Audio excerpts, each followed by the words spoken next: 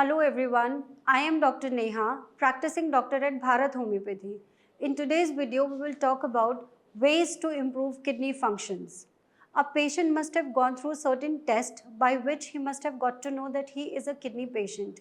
He is suffering from kidney damage. He may be at any stage of kidney damage, maybe stage 1, 2, 3, 4, 5, or maybe at end stage renal disease. When a person gets to know that he is a kidney patient, many of you must have that question in your mind whether there are any tips or guidelines that you can follow and improve your kidney functions.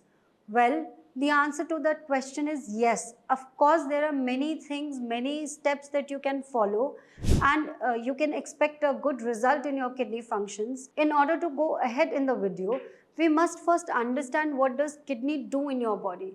There are two leading causes that damage your kidney. Leading cause number 1 is diabetes, and cause number 2 is hypertension, that is raised blood pressure. There can other reasons as well, like genetic disorders or maybe long-term stress in your kidney due to any other reason. Now getting back to all those tips. Tip number 1, a change in your diet. When I talk about a change in your diet, I mean to say a low protein, low sodium and a low potassium diet. Now specifically talking about protein. If you are someone who takes a lot of non-vegetarian sources of protein, that needs to be completely avoided, in fact stopped, because non-vegetarian sources of protein produces a lot of stress in your body. 1, it is difficult to digest. 2, it produces an acidic stress in your body. So in turn, it's going to deteriorate the functions of your kidney. Also understand, when I say low protein diet, I do not mean to say that you have to completely stop taking protein. Vegetarian sources of protein are very good for kidney patients. At least per day, one vegetarian protein source should be taken. For that matter, you can take green gram pulses. They are very healthy and kidney friendly sources of protein.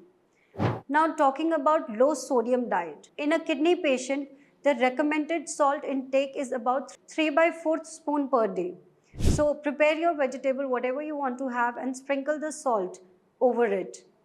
That will help you monitor your salt intake. Try taking pink salt or rock salt, and you can avoid having table salt. And the third dietary tip is a low potassium diet. So all those vegetables, all those fruits that are very high in potassium needs to be completely avoided, and you can take kidney friendly fruits and vegetables.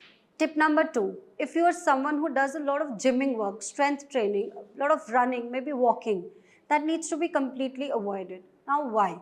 More running, more jogging, more of muscular activity produces a lot of toxins in your body, which in turn will raise serum creatinine levels in your body. So if you want to cut down on your serum creatinine levels and increase your kidney functions, any kind of mental or physical stress needs to be avoided. In turn, what you can do, you can start with breathing exercises, or you can start with certain yogas. Tip number 3, you're supposed to monitor the underlying health disorder, any disorder that has led to your kidney function damage.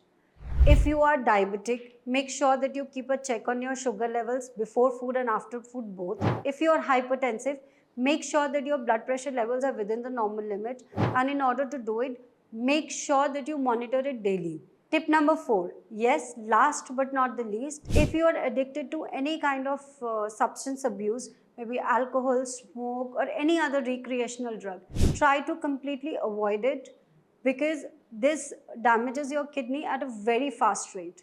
To any kind of alcohol, smoke, tobacco, or recreational drug for that matter.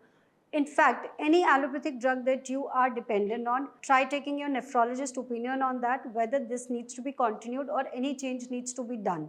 Because there are many drugs, in allopathic drugs, that are restricted in a kidney patient, and there are alternatives available for it. I hope this video clears all your doubt.